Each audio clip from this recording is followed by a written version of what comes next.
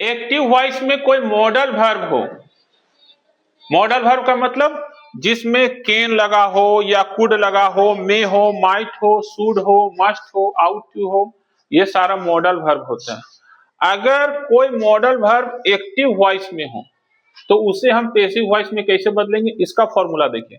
जैसे एक सेंटेंस देखिए, सीमा कैन स्पीक इंग्लिश, सीमा अंग्रेजी बोल सकती है, ये कैसा सेंटेंस है, एक्टिव वॉइस है। क्या है, इसमें मॉडल वर्ब का इस्तेमाल किया गया, कैन क्या है, तो ऐसे सेंटेंस को अगर जब हम पैसिव वॉइस में बदलेंगे तो कैसे बदलेंगे, इसका क्या फॉर्मूला देखिए। मॉडल वर्ब के बाद अगर वर्ब वन लगा हो, क्योंकि हमेशा मॉडल वर्ब के बाद वर्ब वन ही होता है एक्टिव वॉइस में, तो इसे हम पैसिव वॉइस में कैसे बदलेंगे, मॉडल वर्ब के बाद हमें बी लगाना है। क्या लगाना है, उसके बाद सबके साथ जो कॉमन रूल होता है वर्ब 3 प्लस बाय लगाना है।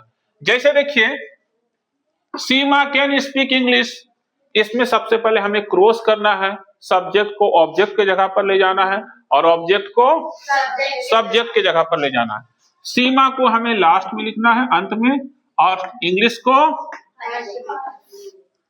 लिख दिया गया है। उसके बाद देखिए कैन मॉडल वर्ब है, कैन लिख दिए हैं, कैन के बाद क्या लगाना है, बी को लिख दिया गया है। उसके बाद क्या करना है, वर्ब 3, स्पीक का वर्ब 3 स्पोकन होता है, उसके बाद बाय। ठीक है, क्या हो गया, English can be spoken by Seema. एक सेंटेंस और देखिए, यू शुड स्पीक इंग्लिश, तुम्हें इंग्लिश बोलना चाहिए, है ना जी। इसमें देखिए यू है सब्जेक्ट और इंग्लिश है ऑब्जेक्ट, है ना जी, और शुड क्या है, एक मॉडल वर्ब है ना। इसे हम पैसिव वॉइस में कैसे बदलेंगे, देखिए सबसे पहले क्रॉस करेंगे। क्या करेंगे, इंग्लिश को हम पहले लिखेंगे और यू को लास्ट में लिख देंगे।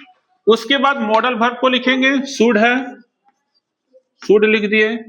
मॉडल वर्ब के बाद क्या लगाना है, बी, बी लिखेंगे।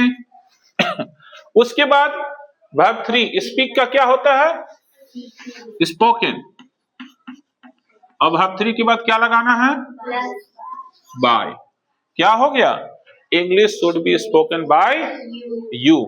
इस तरीके से आप अगर कोई मॉडल वर्ब एक्टिव वॉइस में हो तो उसे आप पैसिव वॉइस में बहुत आसानी से बदल सकते हैं।